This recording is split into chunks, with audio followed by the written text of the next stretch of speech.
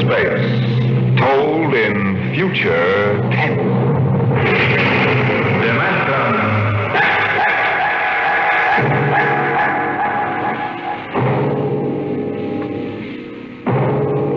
The National Broadcasting Company, in cooperation with Street and Smith, publishers of astounding science fiction, bring you Dimension X.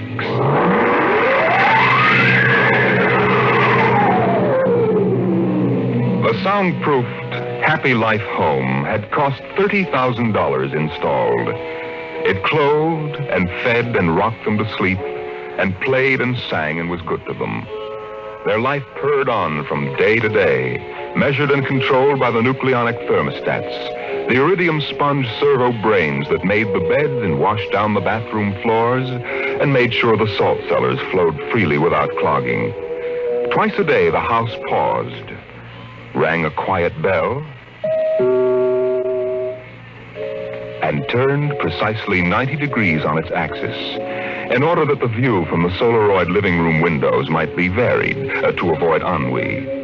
Of course, the pride of the house was the nursery. The agent for the company had been most enthusiastic. This way, right down the hall. All right. What was that? Oh, it's all automatic. The nursery turns itself on when you come within 10 feet of it. Soft automaticity. That's the motto of the company. All right, now, this is the nursery.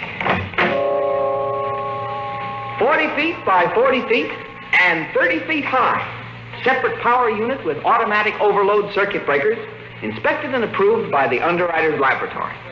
The nursery is educational, instructive, entertaining, and therapeutic.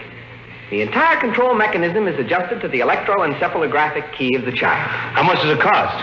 30,000 FOB, Los Angeles. But that's as much as the whole house. Why, no.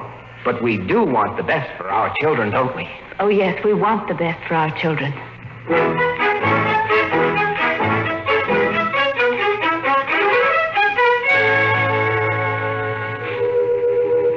And it was the best. The crystalline walls wavered from 2 to 3 dimensions. The pseudo-textured composition flooring shifted lightly from brick to dirt to waving grass. And the odorophonics wafted the scent of fantasy through the hermetically conditioned and filtered air. The nursery was the very best. But then they wanted the very best for the children. The technicians installed the nursery, and the heavy coaxial power cable was run in from the main line. The walls sprang to life, and the mental control banks and relays hummed. All right, Peter and Wendy, this is your nursery. What's so special about a nursery, Dad? Plenty. You just go in and see. Oh, do we have to? It's so big. You promised you'd play ball with me outside, Pop. Go on, kids. Try out the nursery. It's better than any old yard. Oh. Go on in, dear. You'll be surprised. Gee. Go ahead, Wendy. I'm scared. I'm not. Hey, it's nice in here. It is? Come on in, Wendy. Boy, look at the pictures on those walls. They're real. Well, almost real. You can change them any way you like just by thinking about it. Go on in, dear. Well, all right, Mommy. Hey, Wendy, look what I can do with the pictures. Oh, that's a white mouse from Alice in Wonderland. Sure. I just thought about it, and there it was. Well, let me try, Peter. Let me try. Go ahead. Just think. How about the... Oh, I know. I want to see the Wizard of Oz.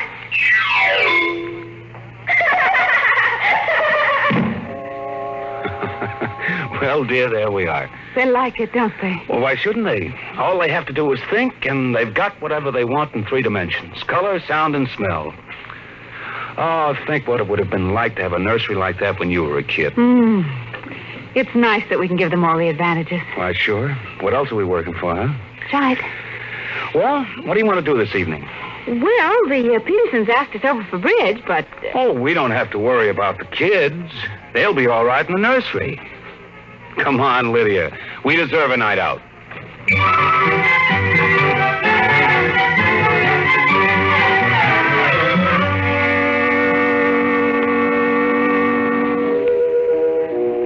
nursery, the walls were a kaleidoscope of time and space and imagination.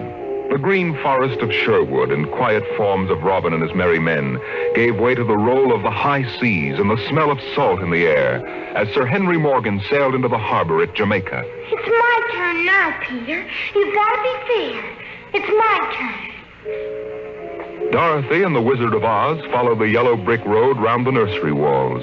Then Hansel and Gretel discovered the gingerbread house about 3 feet from the door.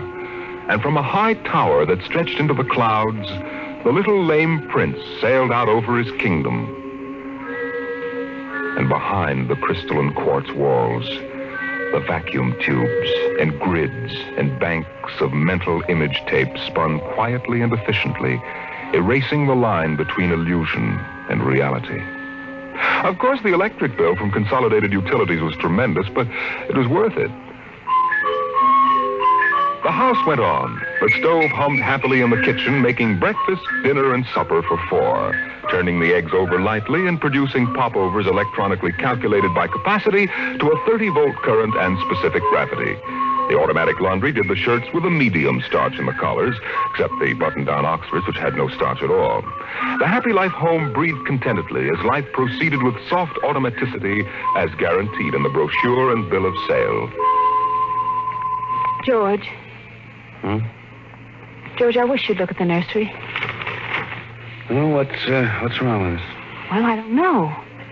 Well, then what? I just want you to look at it, that's all. Or call a psychologist to look at it. What would a psychologist want with a nursery? Oh, now, George, you know very well what he'd want. I was in the nursery last week. It's perfectly all right. Well, it's different now. Huh? What do you mean, different? Well, I just want you to come and see. Are the kids there? No, Madge Allen took them to a show along with her kids. That's why I want you to look in now before they get back. All right. What you expect me to do, I don't know. I'm no mechanic. This isn't a question of a leaky faucet, George. All right, dear, I'm coming.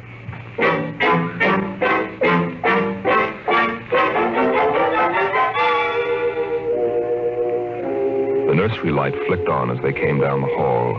The relays clicked, and the tubes warmed, and chemical odor banks and pipes bubbled into life as they paused before the closed door. Go ahead, George. Open it. On all sides, in 3 dimensions, stretched the hot, tired landscape of an African veldt, reproduced to the last stick and pebble and bit of straw. The ceiling above them became a sky with a hot, yellow sun. A wind blew in from the baked veldtland, the hot straw smell of lion grass, the cool green smell of the hidden waterhole, the great rusty smell of animals, the smell of dust like red paprika on the hot air. And now the sounds.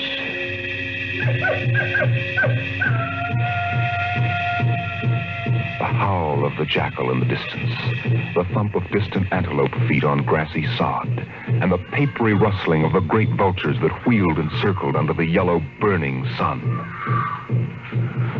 Oh, let's get out of this sun. It's a little too real. Oh, no, George. You promised you'd look around. Well, I don't see anything. Now, wait a minute. Look. There are the vultures. Filthy creatures. And there are the lions. Far over that way. Yes, I see them. They're on their way to the waterhole. They've just eaten. Eaten? Yes, I can't see what. The sun's too strong. Well, shade your eyes. It's some animal. A zebra or a baby giraffe, maybe. Can you see it? Are you sure? It's a little too late to be sure. Nothing over there but clean bone. Vultures dropping for what's left. George, did you hear that scream? What scream? Just now. Sorry, hon, no. Here come the lions. George, they're frightening. Take it easy, Lydia. They're just illusions. It was a miracle of mechanical efficiency. The lions prowling toward them over the tawny veldtland. A miracle of inventive genius. Every house should have one. the lions were 15 feet away. So real, so startlingly real, you could feel the prickling fur on your hand. Your mouth was stuffed with the dusty upholstery smell of their heated pelts. And the yellow of them was in your eyes, like the yellow of an exquisite tapestry. The yellows of lions in summer grass. The sound of the matted lion lungs exhaling on the silent noontide. And the smell of meat from the panting, dripping mouths. George, I'm afraid. They're so real. They're only an illusion, Lydia, that's all. Watch out! Out, quick, outside. Oh, George. Lydia, my poor, sweet Lydia. George, they almost got her. No. Take it easy. Calm down. Yes, but I could feel their breath. No. Get a hold of yourself, Lydia. They aren't real. Walls, that's all it is. Crystalloid walls. But they look so real. Yes, darling. Of course they do. But it's all dimensional color reactionary process and mental tape film behind glass screens. It's all odorophonics and sonics. Now, here, take my handkerchief. I'm afraid, George. Did you see? Did you feel? It's too real. No, Lydia. We've got to tell Wendy and Peter not to read any more on Africa. Yes, of course, dear.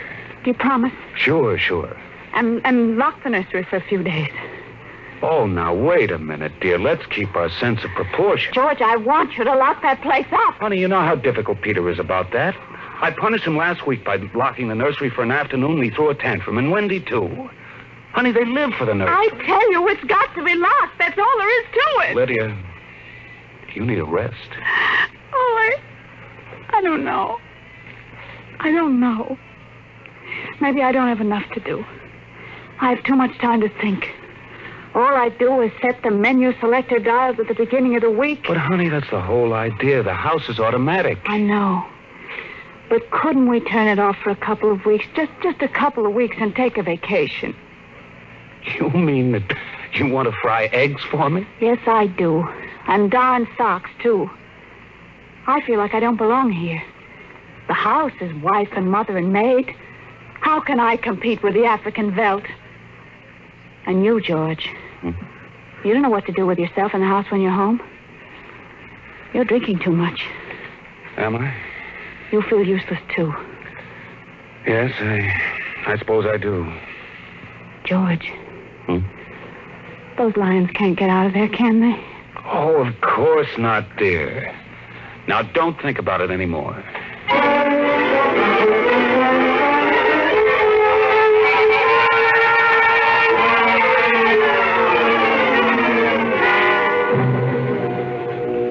They ate alone. He sat idly watching the dining room table produce warm dishes of food from its mechanical interior. You forgot the ketchup. That's better. It wouldn't hurt to lock the children out of the nursery for a while. It was clear that they'd been spending too much time in Africa. Oh, that sun. He could still feel it on his neck like a hot paw. And the lions, and the smell of blood. Remarkable how the nursery caught the telepathic emanations of the children's minds and created a life to fulfill their desires. The children thought zebras, and there were zebras. Sun, death, and death. They were so young. But long before you knew what death was, you were wishing it on someone else. But this, the long, hot African Veldt, the awful death in the jaws of a lion, and repeated again and again and again. The children came home dutifully at 8:30. Hi, Mom. Hi, Pop. Hi, Peter.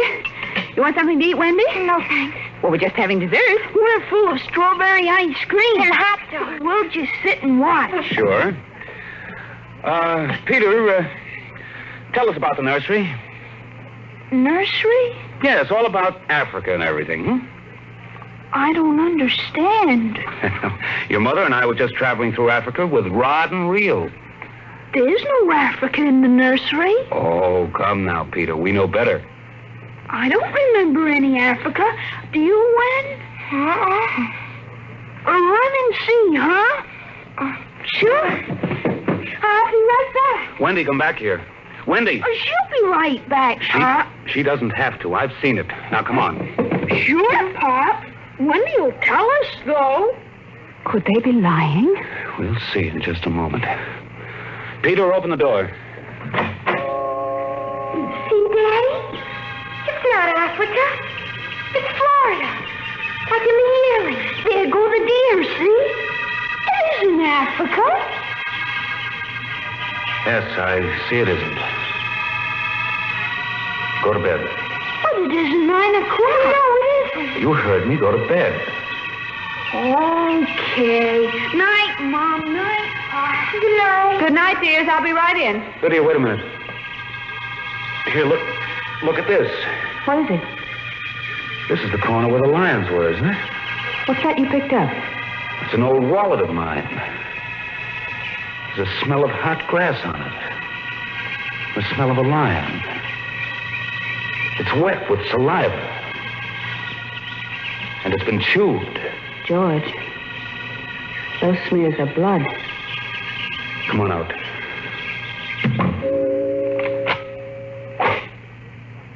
Now, let's go to bed.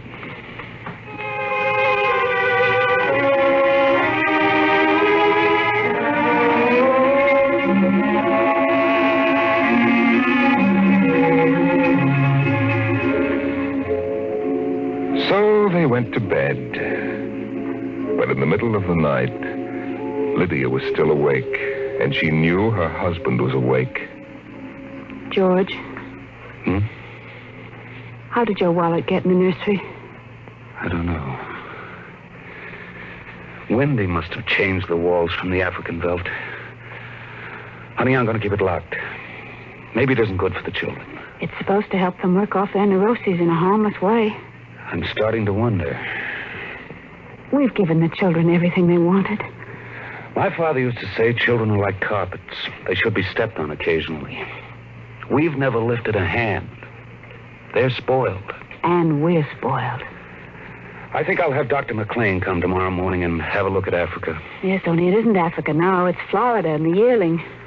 I have a feeling it'll be Africa again before then. George, Wendy and Peter aren't in their room. No. They've broken into the nursery. Those screams. They sounded familiar. Did they? Yes, awfully. Oh, George.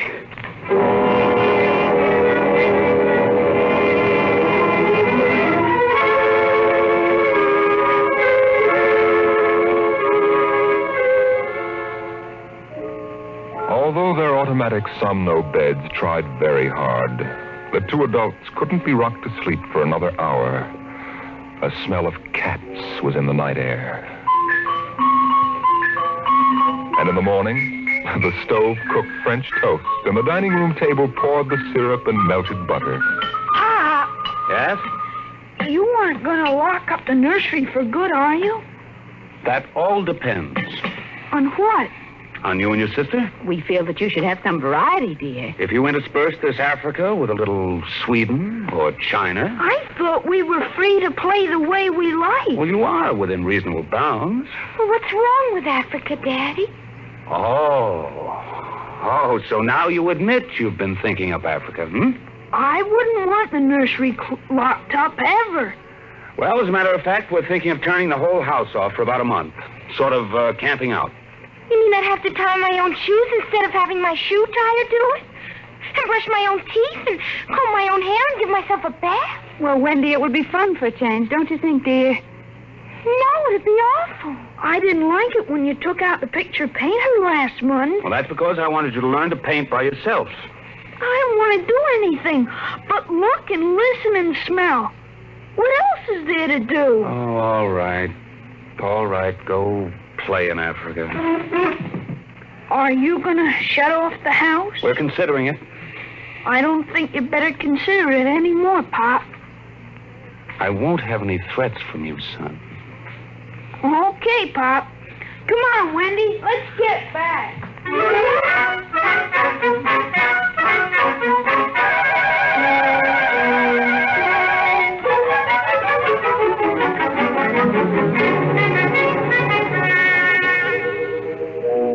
After breakfast, Dr. David McLean was announced by the audio knocker.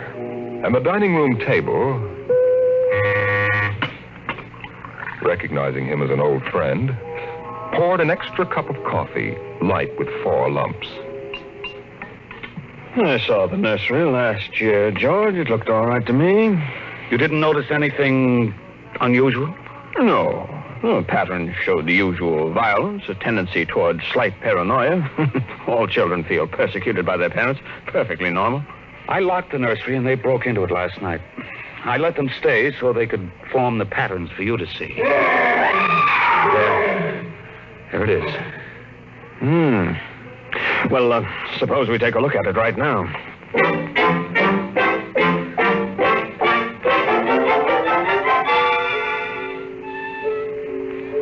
They entered without knocking and sent the children out. The screams had faded, and the lions were feeding quietly under the trees.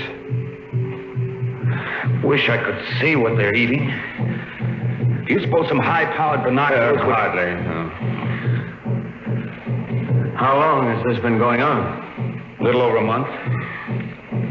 It certainly doesn't feel good. I don't want feelings. I want fact. George, a psychologist, never saw a fact in his life. He knows about feelings, and this doesn't feel good. My advice to you is to have the whole room torn down and your children brought to me every day for the next year for treatment. Is it that bad? I'm afraid so. You know, that's why the nursery was developed originally, to let us examine the patterns left on the wall by a child's mind. But what is it? What's wrong with Peter and Wendy? Well, it's hard to say. I haven't punished them more than average, though I took away a few gadgets. Last week, I locked the nursery to show I meant business. George, you've let this room replace you and your wife in your children's affections. This room is their real father and mother. And now you come along and want to shut it. You can feel the hatred coming out of that sky.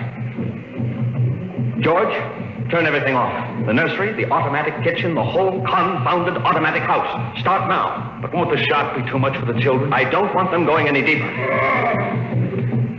Let's get out of here. I never liked these rooms. Get me nervous. Those lions look real, don't they? I don't suppose there's any way that... What? That they could become real. Certainly not. Some flaw in the machinery, tamper. No. I don't imagine the room will like being turned on. Nothing ever likes to die. Even a room. I wonder if it hates me for turning it on. Paranoia is thick today. Hello. Is this your scarf? It's stained. Brown. Say, that's blood. That's Lydia's. Come on, the main fuse box is out here. Go ahead. Pull the switch.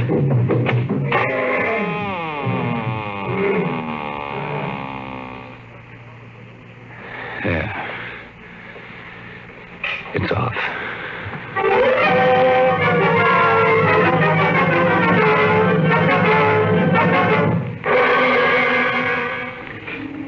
The 2 children were in hysterics.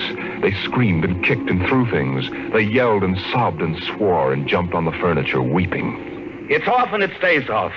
The whole house dies as of now. The more I see of the mess we put ourselves in, the more it sickens me.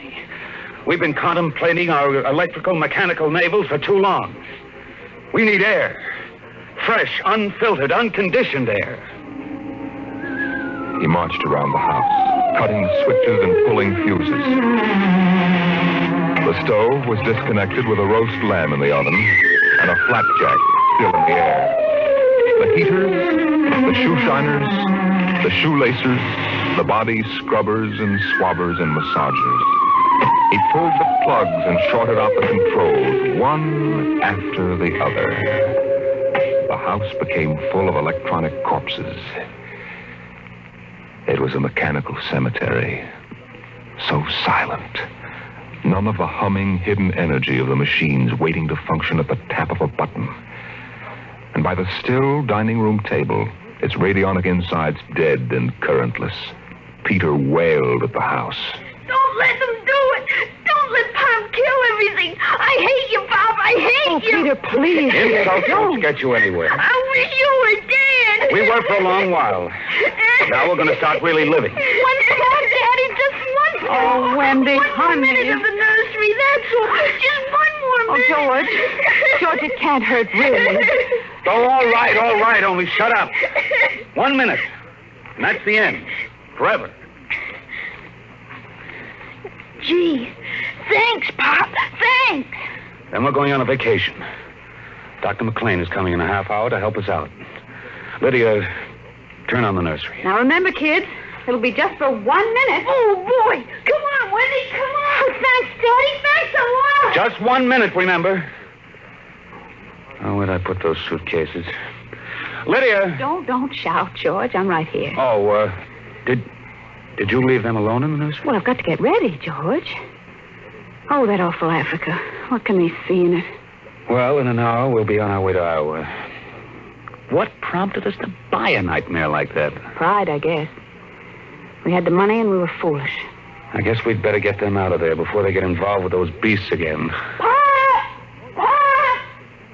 Come in! Daddy! Mommy! Come on, quick. Wendy! Peter, what's the matter? Hurry up. Open the nursery. Wendy! Peter! Well, they aren't anywhere. Wendy! Peter! Peter! Oh. The door. Open the door. They've locked it from the outside. Peter! Peter, open up! Peter! Don't let them turn off the nursery! Now, don't get ridiculous, children. It's time to go. Wendy, open the door, dear! Let us out. Peter, open the door. It's time to go. Open the door. George, the lions! Peter, do you hear me? Open this door. They're all around us! George! Son, do you hear me? Let us out. George, look out! They're coming!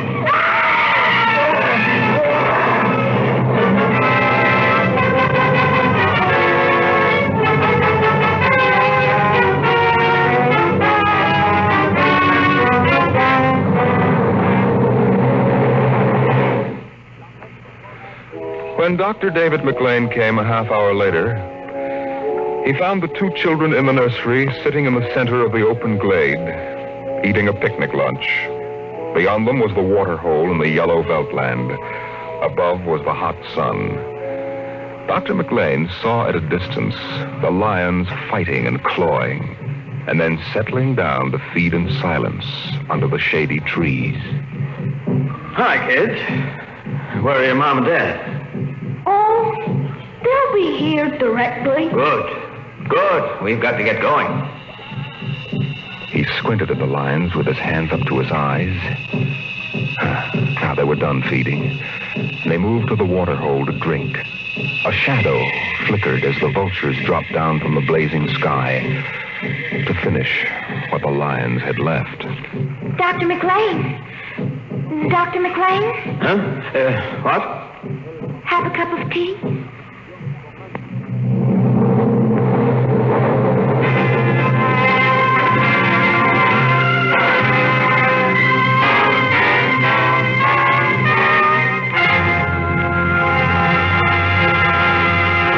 You've just heard another adventure into the unknown world of the future. The world of Dimension X.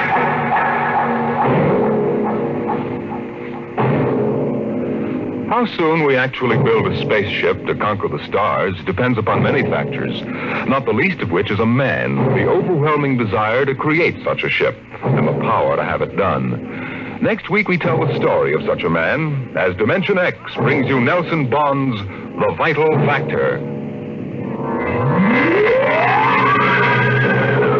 Dimension X is presented transcribed each week by the National Broadcasting Company in cooperation with Street and Smith, publishers of the magazine Astounding Science Fiction. Today, Dimension X has presented The Veldt, written for radio by Ernest Kinoy from Ray Bradbury's The Illustrated Man. Included in the cast were Leslie Woods and Bill Quinn as the parents, Joan Laser and David Anderson as the children. Your host was Norman Rose. Music by Albert Berman. Dimension X is produced by William Welch and directed by Fred Way.